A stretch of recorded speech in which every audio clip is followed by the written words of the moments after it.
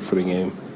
Chris, how hard is it emotionally just to come from that and show up and play, and you have to look inside yourself a little extra somehow? I mean, it's tough. Anytime you lose a loved one or someone you love and cherish and care about, it's emotional. Emotions are everywhere. It's tough. But, being around good energy, good people, it makes you feel good. How did you feel running out? Did you feel the love in the crowd when you came out? I always feel the love in Arrowhead. It's always a lot of energy, a lot of love and excitement.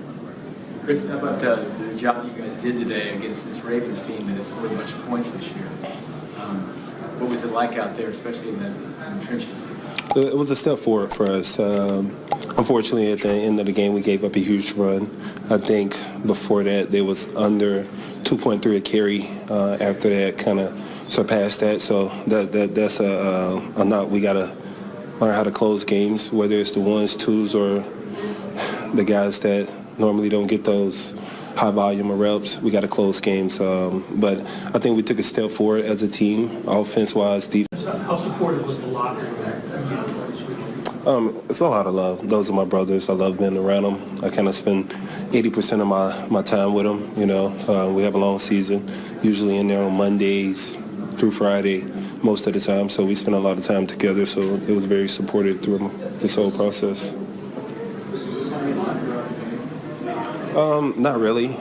Early on in the game, you kind of wear heavy on your shoulders. But, football is my escape, where I can escape from the reality of what's really going on and just have fun, being like a kid in the backyard playing football again.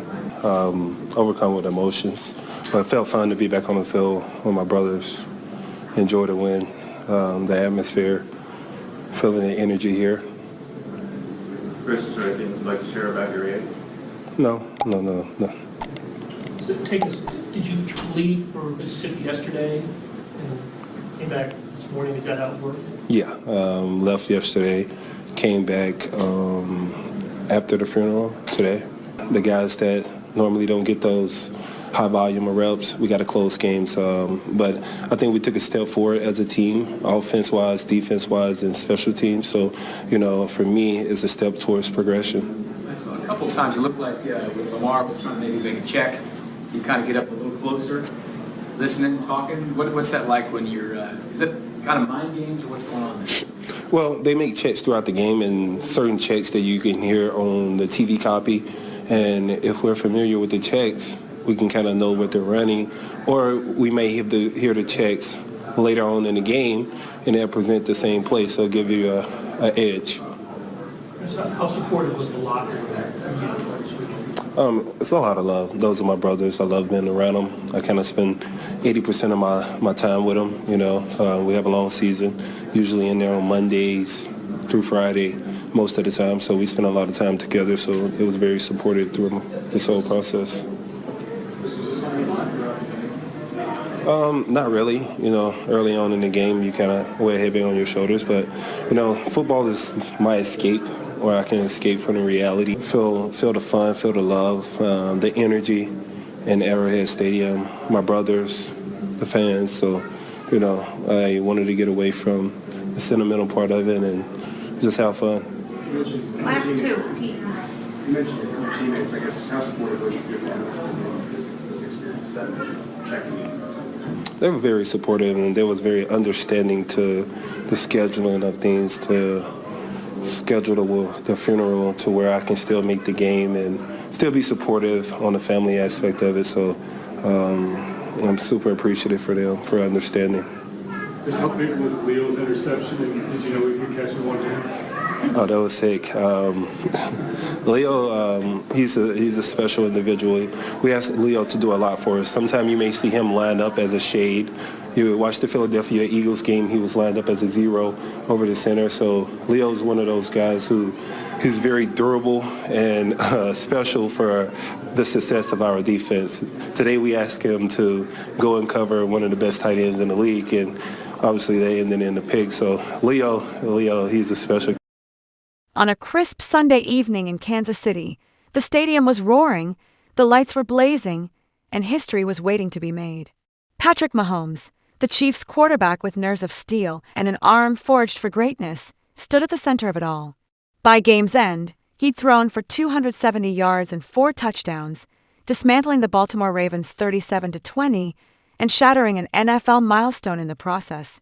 At just 29, Mahomes became the youngest quarterback ever to reach 250 career touchdown passes, a record that sent shockwaves across the league and sent Kansas City fans into a frenzy. But Mahomes wasn't the only story. Xavier Worthy, returning from a shoulder injury, was a revelation. 5 catches, 83 yards, and the kind of grit that makes defensive backs lose sleep. And then there was Travis Kelce, the ever-charismatic tight end, who hauled in 5 passes for 65 yards and provided the night's most memorable moment, not just on the field but on the sidelines. As the clock ticked down, Kelce couldn't help himself. With a mischievous grin, he circled head coach Andy Reid, giggling and playfully teasing the usually stoic coach. Just a week earlier, Kelce had caught flack for a sideline outburst, but this time, victory gave him the perfect chance to flip the narrative, and the haters were left scrambling for new material. Yet, if you thought the drama would end with the final whistle, you'd be mistaken. High above the commotion, fans were buzzing about another presence in Arrowhead Stadium, a superstar whose influence extends far beyond the football field.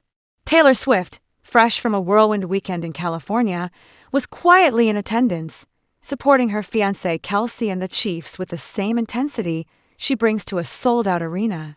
Swift's arrival was the kind of secret that can't stay hidden for long. Eagle-eyed fans spotted her father, Scott, proudly sporting a hat from Kelce's new American Eagle collaboration, and her brother Austin, seated in the same suite as Donna Kelce, Travis's mom. Cameras caught glimpses, social media erupted, and the Swifties rejoiced. Their queen was in the building, even if she managed to keep a low profile. Swift's appearance at Arrowhead came mere hours after she'd been in Santa Barbara, attending the wedding of longtime friend Selena Gomez and music producer Benny Blanco. There, she delivered a heartfelt speech alongside Ed Sheeran, adding her signature blend of wit and warmth to the star-studded affair. Guests described the atmosphere as filled with so much love, and those who watched the newlyweds on the dance floor said they were glowing all night. But Swift didn't linger in California. As the clock neared midnight, her convoy was spotted racing toward the airport, where a private jet stood ready to whisk her back to Kansas City. Duty called, not just as a pop superstar preparing to release her 12th album, but as a supportive partner and now soon-to-be wife. The timing couldn't have been more perfect. Swift's new album, The Life of a Showgirl, is set to drop in days, already breaking Spotify pre-save records and driving fans into a frenzy of anticipation. The pop icon announced that the music video for her single, The Fate of Aaliyah, would premiere in theaters for a limited 3-day run, coinciding with the album's release. The world is watching, waiting, and counting down. And yet, beneath the lights, amidst the spectacle, there was something refreshingly human about the night. Kelce's playful antics with Coach Reid, Worthy's triumphant return, Mahomes' record-breaking performance, and Swift's quiet presence in the stands. All of it added up to a story much bigger than football, bigger than music, bigger than any one headline. It was a celebration of resilience, of second chances, of the joy that comes from pursuing greatness and sharing it with those you love. As fans filed out of Arrowhead, the night air was thick with possibility.